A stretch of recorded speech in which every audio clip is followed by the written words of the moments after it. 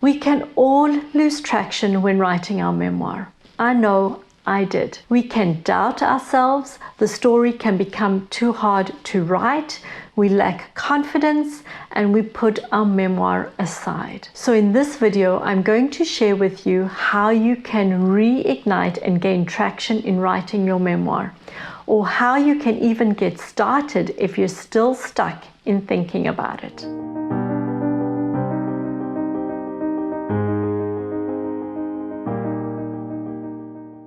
Hello, I'm Brenda, this is Write Your Story, and I'm here to help you to write your memoir. So first off, to get started in writing your memoir, or to gain that traction again when you've lost momentum, is to go back to the basics. Know why you're writing your memoir.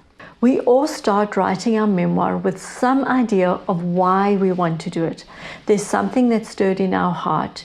Perhaps there's some story we want to tell that we want to leave for the generations to come. Perhaps we just want to explore our own life and share that in some lesson with others so that they can learn from what you've learned. Or you've discovered some really wonderful thing that you want to share so that others can actually live their life well. Whatever it is, there's some reason that stirs in us that says, I want to write my memoir. I want to tell the story. I want to unpack my history. Know what that is and put it front and center somewhere really visible. Stephen Covey in 7 Habits of Highly Successful People says, start with the end in mind. And so always start knowing why you want to write this, what the end result is of writing your memoir, what it will give you and what it will give others. And keep that somewhere front and center to motivate you. Know why you are writing your story and what your story is about. Point number 2 with regard to gaining traction. Know that you are qualified to tell your story. There is no one else who can tell your story the way you can tell it. And so remember that whenever you lose your confidence, whenever you start to doubt yourself, whenever you think, who's going to be interested in hearing my story or reading my story? Who wants to know this? You write your story because you have something to tell, first to yourself and then to share it with others. Something to keep in mind too as you read memoir is you may look at some writing and go, wow, I wish I could write like this, but I know I can't. It's just not possible. I know I have that experience too. The thing to keep in mind is this. You have your voice and your style, and that is how you're going to tell your story. What you can glean from reading the other memoirs is what actually speaks to you. What is the style that really appeals to you? And that will help you to know that perhaps there's some element of it you can incorporate in your writing. There is nothing wrong from learning to write from other writers whom you esteem and whose writing you enjoy. That's how many poets learned to write poetry in the past. They copied their heroes, their icons, and then in copying them, they found their own traction, their own voice, their own style. So don't be intimidated. Be inspired and learn from it. And know that you are qualified to write your story. Point number 3, write with intent. This is a gem from Marion Roach Smith. She uses it to encourage you to write every piece that you write with the focus of what your memoir is about, something that you can use in your memoir so that you're not just doing warm-up practices. I also think it's a really good way to keep in mind that when you know what you're writing about, every time you turn up, you tell a story through that lens, through that focus.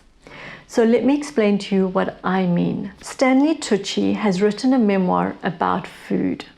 It's called Taste. He could just as easily have written a memoir about acting, but he chose food because he loves food, and it's been something that's really come out of his Italian upbringing with his mother.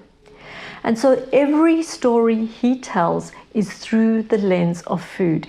Even his dedications to his wife, to his parents, to his children are all through food. So know the lens through which you're telling your story. Are you telling your story through your relationship with food, through how much you love knitting, through your exploration of the world? Are you telling your story through the lens of coming of age? Are you telling your story through the lens of a midlife crisis? Or are you telling your story through the lens of your faith? What is the lens through which you're telling your story? When you know that, it helps every time you sit down to be focused with your writing.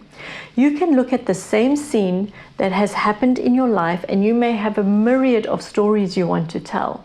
But when you know the lens and you know what your story is about, you tell those scenes through that lens. Now, some scenes may not even get into your memoir because they don't fit with what your story is about or the lens through which you're telling it. But you can take the same scene, the same happening in your life, and just put a different lens over it, and that's the lens you tell it through.